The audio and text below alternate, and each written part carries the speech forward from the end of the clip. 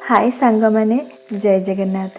आज मु आपण मानक पई अति सहजरे घरे थिबा किछि सामग्री रे केक बनै देखिबी। आशा करूची ए केक रेसिपी आपण मानक बहुत पसंद आसीबो। जदि वीडियो पसंद आसे वीडियो को लाइक शेयर करी चैनल को सब्सक्राइब करिवे। तो चलंतु देखिबा आजिर रेसिपी।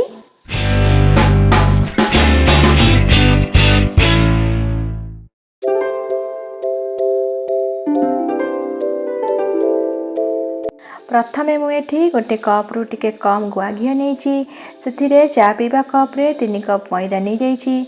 एबे मैदा और घी को 5 रु 10 मिनिट पर्यंत हाथ रे एमती मिसईदबा। तापरे गोटे कप चीनी को मुझे ग्राइंडर रे गुंडा कर नहीं जाइए।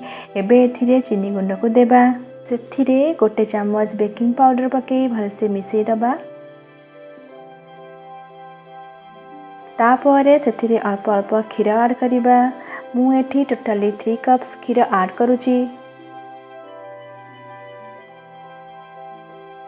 एबे एही बैटर को गोटे डायरेक्शन में फेंटिबा जेमति किछि लम्स न रहे। तापरे मु एठी येलो फूड कलर ऐड करूची। एटा एठी पूरा ऑप्शनल अछि, आपण चाहिले स्किप करि परिबे। जेहेतु मु एठी येलो केक करूची तो पाइनएप्पल एसेंस ऐड करूची। आपण चाहिले वैनिला रो एसेंस ऐड करि परिबे। तापरे मु एठी गोटे इडली छांच नेची। आपण चाहिले मोटा कढ़ाई बा प्रेशर नै परिबे। सेथिरे किछि बाली पकेई एम्ति गोटे स्टैंड देई गरम करि नेउची। आपण बाली जगह रे लूण भी नहीं पारिबे। तापरे आमे केक टिन को सजाड़ी देबा। ता मु एठी गोटे कदली पत्र को एम्ति गोल करी काटी नेची। आपण एठी बटर पेपर नहीं पारिबे। एबे ता साइड रे भी दे दबा। कदली पत्र हेउ बा बटर पेपर केक तले पोड़ी न जिबा पई आमे देई थाउ।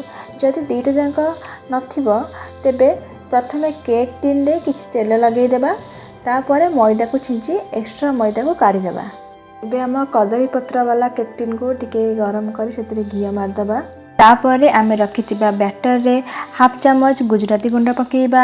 आउ शेषरे मु एठी 1/4 चम्मच सोडा पकाउची। सोडाटा आमे शेषरे पकेइबा सांगे सांगे केक टिन रे दबा।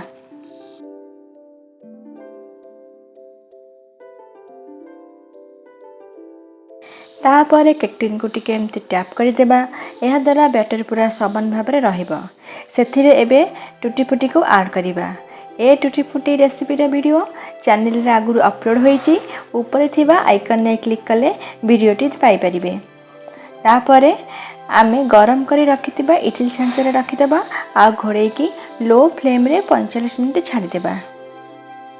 45 मिनिट पर देखंतु केक हमरा भले से फुली जाईची। एबे गोटे टूथपिक साहाय्य चेक कर देबा। जदि टूथपिक क्लियर आसुथिबो तो जानिबा जे केक सिझी जाईची। देखंतु एठी टूथपिक क्लियर आसुची। तो एबे आकु काढ़ी देई ठंडा हेबा को छाड़ी देबा।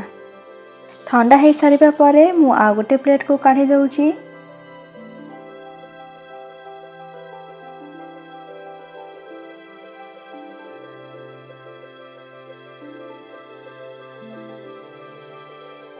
तो देखंतु एबे आम टूटी फुटी केक खाइबा पाई प्रस्तुत हो गला। तो यही प्रोसेस रे दिने केक बनातु, तार अनुभव मो सह शेयर करंतु। तो पुणी देखा हबो नेक्स्ट वीडियो रे।